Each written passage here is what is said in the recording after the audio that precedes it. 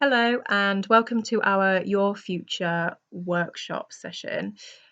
I'm Jacqueline, and me and Jamie are going to talk you through how you might deliver this session to your own learners in your own settings.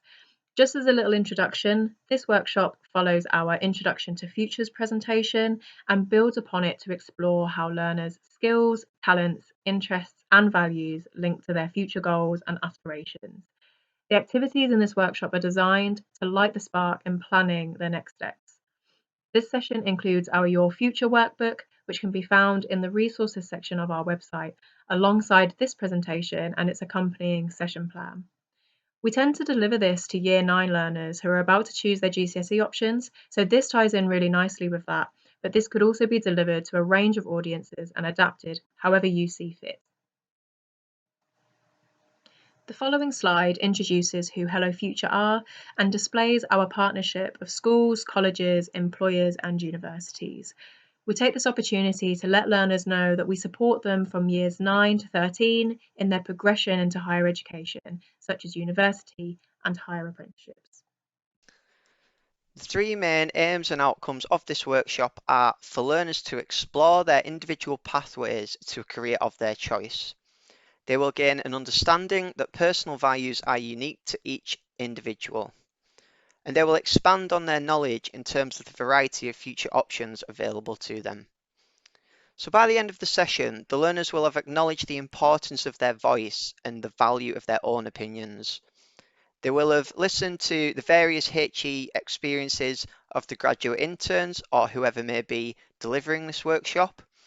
And these journeys tend to influence and reflect the learner's own ambitions in the future. They will have recognised the rewards in applying themselves also to achieve their ideal career. So what motivates them? They could be very money orientated, or they just really want to do something that they enjoy. We also have medium-term outcomes for this workshop. So what are these? Learners will feel optimistic about their future options to come away and feel motivated to work towards them. The learners will also be able to conduct further independent research into their futures based on their own unique interests and aspirations, which we will have discussed with them throughout the session. And they will also be able to identify their individual abilities and where they would also need to develop to achieve that career. And finally, learners will be able to develop an effective action plan based on their skills log and discussions with the graduate interns. So to begin the session, we like to ask learners to think back about what was their childhood dream job. So here we encourage them to take around 1 to 2 minutes just talking to the person next to them. And in this time, we might then go around the group and find out what their answers were. And we often find that we get a real mix of responses that could include footballers, singers, Disney princesses, or even dinosaurs we've had before. Once we've given them some time, we like to bring the group back together and we like to share some of the examples that we've heard. And at this point, it's quite a nice idea for yourself or other staff members to get involved by sharing your own childhood dream jobs and how that's different to the job that you do now. The point of this activity, and something we really like to highlight to the learners, is how when we're much younger, we have a really clear idea of what we want to do. But as we grow up, we realise there's a lot more available to us in the world than we thought in terms of careers, and there's a lot more for us to think about when making those future decisions. After discussing ideas with the learner about their childhood dream job, we then move on to the Futures Mountain. The Futures Mountain can be found in the Your Futures workbook, which can be found on our website, and it is a framework for the learner to find out their individual pathway to their future. So it's a framework broke down into 5 different sections. So the first one that we ask them is, what are their top 3 favourite career options now? So from here, we then get a feel for what are they interested in, what interests them, and what motivates them to do well in everything they do. From this, we then move on to the talents. So what are they good at? And what skills would they like to develop? So this is where they get thinking about their career options and where they may need to improve to be able to achieve them.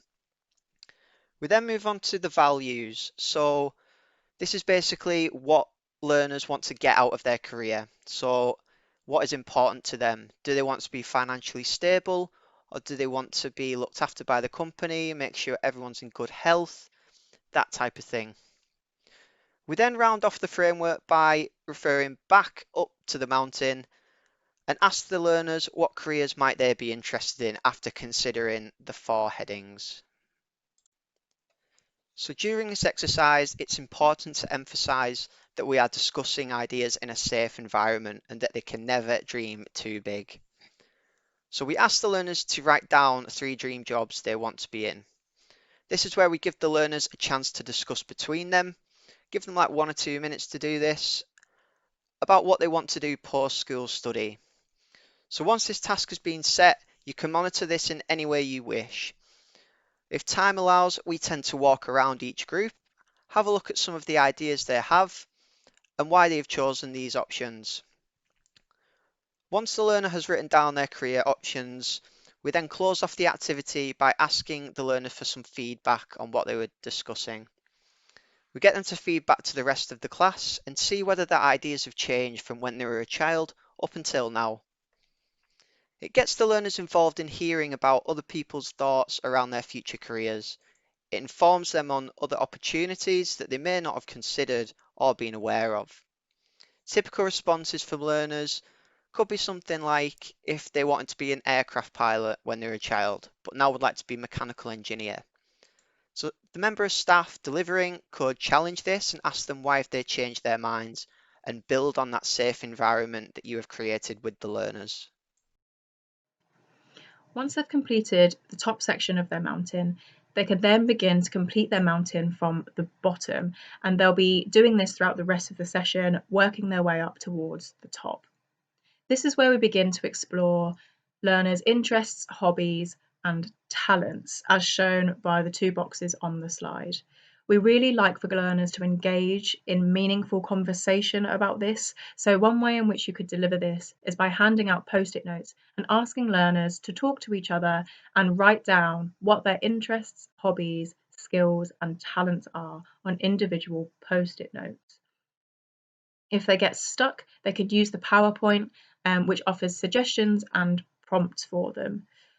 Once they've had some time, maybe around 5 minutes or so to give them to talk, we would usually encourage learners to place their post-it notes on individual boards. And now our boards are usually titled interests and hobbies and skills and talents. However, if this isn't possible for you, you could utilize whiteboards or simply different sides of the room to display the sticky notes. It's just really good at this point to get them up and moving around, and it's something a little bit different for them as well. These examples can then be used for a follow-up discussion, and hopefully learners will want to share some of their examples with the rest of the group. Once they've done this, learners can take some time to populate their workbook with their individual answers. Now, if you don't have access to post-it notes or you're delivering this virtually, you could simply encourage them to write their answers directly into the workbook. So we then move on to the this or that activity. So this or that is all about getting the learners engaged in an active discussion and for us as practitioners to understand what their preferences are when it comes to trivial topics and higher education. So depending on space, this activity could be delivered in a stand-up, sit-down type of method, or you could get the learners out of their seats and allow them to choose this or that by moving to either side of the room. During this, we sometimes quiz the learners as to why they've made that decision, and it usually sparks some really interesting debates and gets all kinds of learners involved in the discussion. So to get them initially engaged in this discussion, we start off with more trivial things. So questions such as, do you prefer Netflix or YouTube? And then from there, we move on to subjects that are a bit more tailored to the workshop. So for example, when thinking about your future career, would you rather stay in Cumbria or move away? There are more examples on this that can be found in the session plan, which is again on our website. So during this activity, just explain that The game shows that everybody has different preferences of what they do and do not like. And this is the same when thinking about your career. So for example, they may want to work in an office, but their best friend may want to work outside or have a trade. We finish by stressing that there is no right or wrong answer. It just depends on their own personal values. Jamie just explained how we might introduce the concept of values to learners. The following activity then encourages them to put this into practice with the aim of identifying how their values might influence their future choices. All in all, you'll need around 15 minutes or so for this activity, depending on how you decide to deliver it. Now, face to face, we tend to use our values cards, which are divided into blue and grey colours. The grey cards each contain a specific value, including independence, learning, family, or social life. The blue cards represent the potential impacts and associations that learners might have with these values, such as good health. We won't need the blue cards until a little later on into the activity. We tend to ask learners to work in groups for this. Any size is possible, but we'd recommend up to 5 or 6 per group. And we begin by asking them to organise the grey cards in order of their perceived value. So they'll be ranking the grey cards in order of their most important values and their least important values. Now, working in groups, we find this initiates really interesting debate between the learners given their differences in opinions. And this is something that you can begin to have a really good conversation with them about. And you can ask them about why they've ranked certain values in these positions, how might this be relevant in the context of their future, and what the differences are between the learners in each of their groups. I quite like asking learners about money as a value. Some learners put this right at the top, whereas some put it nearer to the bottom because they believe that it's important to survive, but not necessarily important in enjoying their life. You can talk to them about this in their smaller groups or as a whole group, depending on how you'd like to deliver the session. We then use the blue cards to build upon this discussion even further and ask learners to match the blue cards to their associated value. So for example, learners might link social life with good health because seeing friends can have a positive effect on your well-being. We can bring this discussion back round to the whole group and explore why they've matched the cards up in ways that they have, and we can explore what they might have found difficult about prioritising values and which were their most or least important. If you can't get hold of our cards or would like to deliver this virtually, you could also do this activity by completing our ranking exercise in our workbook. In this method, learners rank the given values from 1 to 14, with 1 being their most important value and 14 being their least important value. This is a much more individualized way of doing the activity and definitely won't take as long, but can form the basis of a really good follow-up discussion afterwards. Once they've completed the activity, whether it's through using the cards or the ranking exercise, learners can go back to their mountain and begin writing down their 3 most important and 3 least important values. The slide offers some examples presented both on the cards and on the ranking exercise, but they might want to include some of their own examples too. Now, if there's time, we do like to ask learners to write why these values are important to them or not, as shown in the example on the slide. After thinking about their interests, skills, values, and priorities for their future career, it's time to get the learners to ask themselves what careers might they be interested in now and see if anything has changed from the start of the session until the end. This is a chance for the learners to reflect on their futures mountain which they have been completing throughout the session, and they will come to a better understanding of a career they see themselves in the future. So there are 3 boxes in the workbook ready for the learners to fill out at the bottom of the mountain. If you're struggling for time, then you could always just ask the learners to discuss with friends or volunteer a learner to give their answer. This could also be influenced by their 3 choices that they made at the beginning of the session, but can sometimes be different after listening to different experiences from whoever may be delivering the session.